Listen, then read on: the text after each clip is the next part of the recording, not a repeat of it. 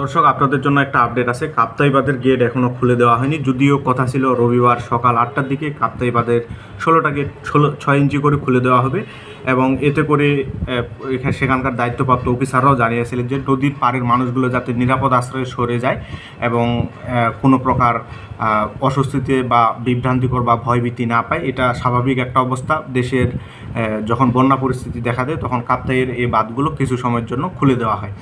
তবে শনিবার রাত 10টার দিকে এই গেট খুলে দেওয়ার কথা থাকলেও সেটা গড়িয়ে পৌঁছেছে রবিবার সকাল 8টায়। অবশেষে সকাল 8টায়ও কিন্তু এই গেটগুলো খুলে দেওয়া হয়নি। তবে প্রকৌশলী, সেখানকার দায়িত্বরত প্রকৌশলী জানিয়েছেন যে যদি কোনো বিরূপ অবস্থা দেখা দেয় তবে এই গেটগুলো খুলে দেওয়া হবে।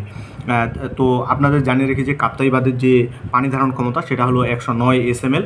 সেখানে গত শনিবারের আপডেট অনুযায়ী সেখানকার পানির অবস্থা প্রায় 106.75, মোটামুটি 106.5 মতো হয়ে গিয়েছিল, যার ফলে কাপ্তাই বাঁধের যে ধারণ ক্ষমতা সেটা বিপদসীমার পার হয়ে যাওয়ার একটা উপক্রম হয়েছিল। সেজন্য তিনি বলেছিলেন যে এই গেটগুলো খুলে দেওয়া হতে পারে। যাই হোক, অবশেষে এই গেটগুলো খুলে দেওয়া হয়নি, তবে গেটগুলো যে কোনো সময়ে বার্তা দিয়ে খুলে দেওয়া হতে পারে, এরকম একটা সম্ভাবনা যথেষ্ট রয়েছে। এটা হলো এখনকার আপডেট খবর। সকল আপডেট পেতে অবশ্যই সাথে থাকুন।